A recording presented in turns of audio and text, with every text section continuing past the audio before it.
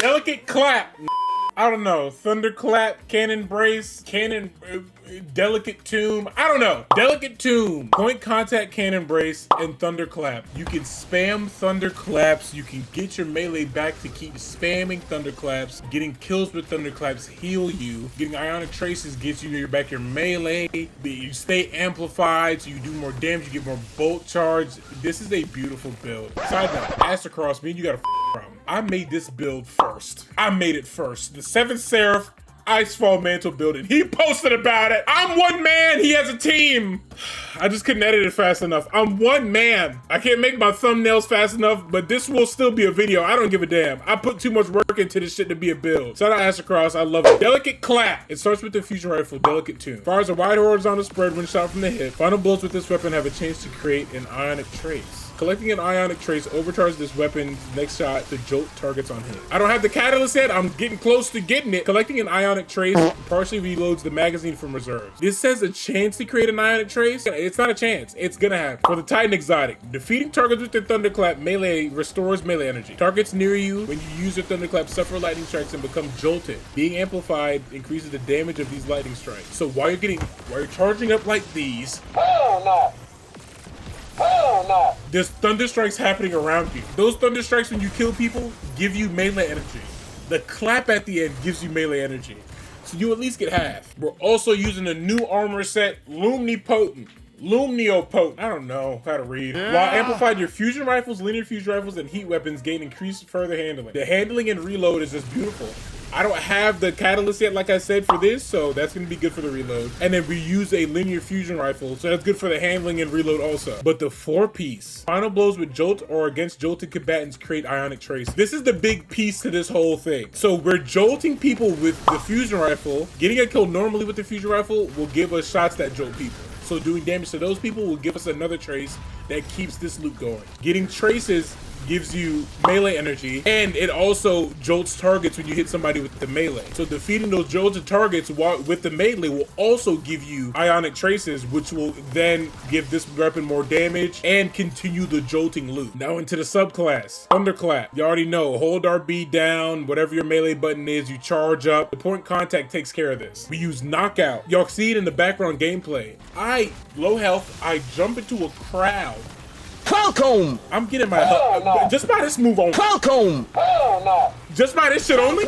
I'm getting my health back. If wounding a target or breaking their shields, infuse your melee attacks with arc energy and increases your melee range against combatants and damage against combatants. Defeating your targets with melee attacks makes you amplified and restores a portion of your health. So obviously we have to start it off by becoming amplified.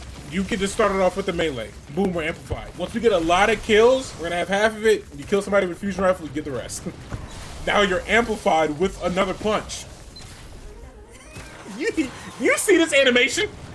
You're getting everything you need from that animation. All right, you can either use Touch of Thunder with a pulse grenade, so that spawns more ionic traces. I feel like we have enough, so you really don't need it. Or I use Storm's Key. It gets you bolt charge when you use your class ability. We're just boosting around with this. And then the more you build, you're gonna get a big lightning strike on top of already doing this. You can really go anywhere you want with this, except for Juggernaut. We don't use that. The fragments we're using. Spark of Discharge. Arc Weapon final blows have a chance to create an ionic trace. We're already making an ionic trace with our fusion rifle. Just in case that shit don't want to spawn one, guess what's happening? Collecting an ionic trace gives us bolt charge, that's more damage on our melee. Arc grenades jolt targets. We want to do damage to jolted targets just in case we need another ionic trace. You could probably switch this one out, really. We could switch it out for this. Spark of Beacons. We're spamming the fusion rifles, so you're gonna make a blinding explosion. I might really do that, but this is just good to have.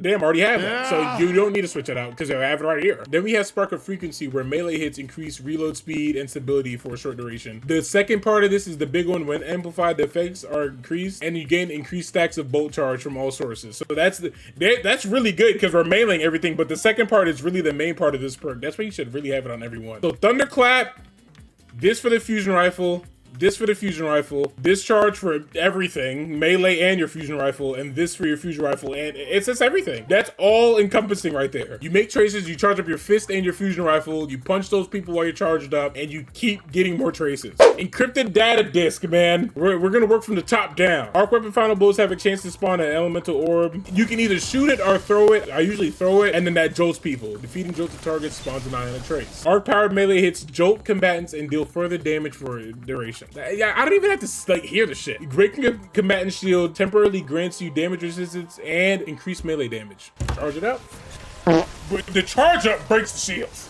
Falcon punch! Now you have more damage and resistance, and you're being healed.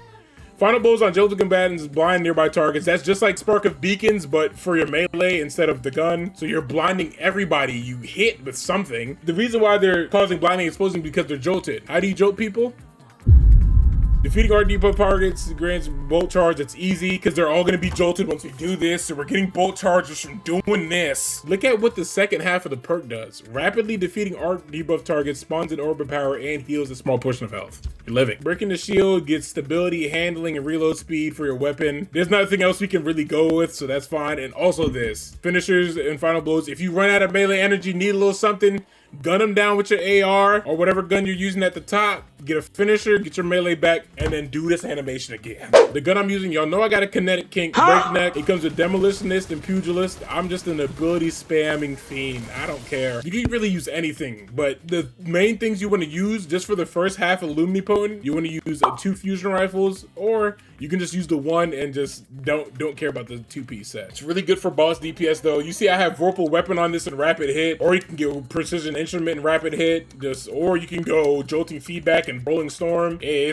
You can go anything with this boom slang. Good lord, this is it, man. For the armor, double hands on, obviously. Super, just build it. I build in the super and melee just so I can spam shit. Arc weapon, final blows create overpower, obviously. Heavy handed, focusing strike so we can boost around, because on our class mark we have outreach, reduces melee cooldown when you're using your class abilities. So focusing strike just to build into that. If you run out of something, you can run anything on this. Invigoration, absolution, better already. Really anything, but melee, have one of these. Have one invigoration. I might double invigoration. Fuck it. This is important. Hands-on is important. Heavy-handed is important. Invigoration is important. And outreach is important. Very. Melee stat, super stat. My stats are not beautiful. I know that. I don't give a damn. I'm just trying to punch it. Y'all see the gameplay, nigga.